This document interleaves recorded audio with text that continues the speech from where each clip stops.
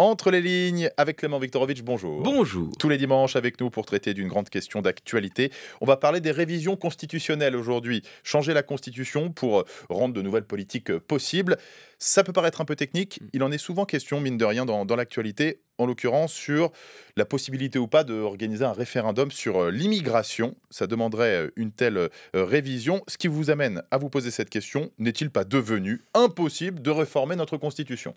Oui, tout est parti d'une petite phrase relevée par le journaliste Philippe Bernard pour le journal Le Monde, alors qu'elle était passée inaperçue. Une phrase glissée par Emmanuel Macron dans la lettre qu'il a adressée au chef de parti à la suite de la rencontre de Saint-Denis en août. Je le cite, « Le sujet de l'immigration sera traité d'une part au Parlement, d'autre part à travers la question du référendum et des éventuels changements de constitution.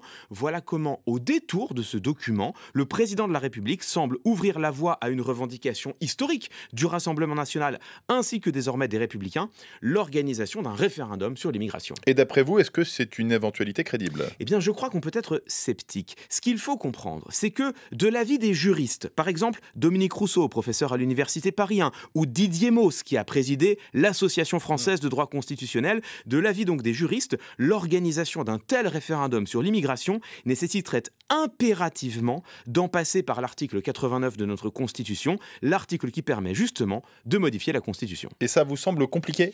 Écoutez, de toute évidence, parce que avant de pouvoir soumettre une révision constitutionnelle au vote des Françaises et des Français, il faut déjà, avant même un référendum, il faut déjà que le texte ait été adopté dans les mêmes termes par les deux assemblées.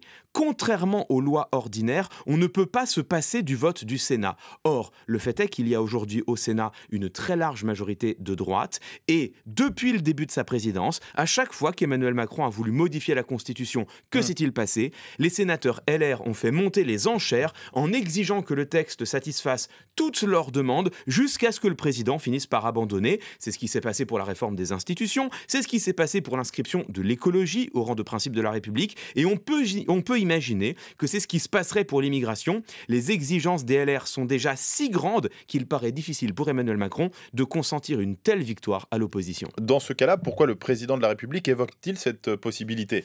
Bon, c'est là qu'on entre dans le jeu politique, bien sûr. On peut imaginer qu'Emmanuel Macron fasse mine d'envisager un référendum sur l'immigration, tout en sachant qu'il n'aboutira pas, de manière à pouvoir ensuite rejeter l'échec sur la droite sénatoriale. C'est d'ailleurs un calcul qu'avait déjà fait en son temps François Hollande, quand il avait en vain, mais volontairement, tenté de faire modifier la Constitution pour honorer l'une de ses promesses de campagne, le droit de vote des étrangers aux élections locales, avec, à chaque fois, François Hollande et Emmanuel Macron, une même conséquence, l'érosion de la croyance des citoyennes et des citoyens en l'action publique. À force d'agiter des révisions constitutionnelles dont tout le monde sait qu'elles n'aboutiront pas, on alimente l'idée d'une impuissance des responsables politiques. Donc qu'est-ce que vous nous dites ? On est dans de la stratégie politique pure et simple ?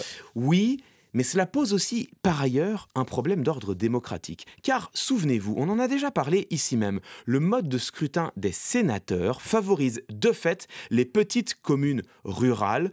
Or, celles-ci ont toujours voté plus à droite que le reste de la population.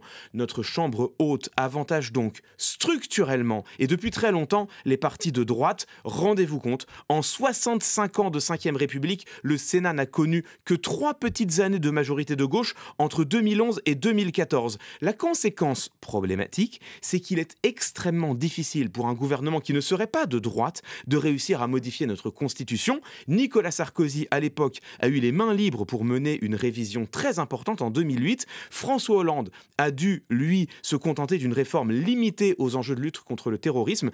Emmanuel Macron, pour l'instant, s'y est cassé les dents. Donc l'idée pourrait être de simplifier les règles d'une révision constitutionnelle ? Et peut-être, mais pas forcément. Il faut faire attention avec ça. Le principe même d'une constitution, c'est qu'elle ne puisse pas justement être modifiée tous les 4 matins. Elle doit offrir aux citoyens des garanties de stabilité de droit et de respect de leurs droits fondamentaux. Mais il est anormal qu'un camp politique ait, de fait, le monopole des révisions constitutionnelles d'ampleur, a fortiori un camp, les LR, qui fait moins de 5% à l'élection présidentielle, mais qui possède toujours le verrou du Sénat.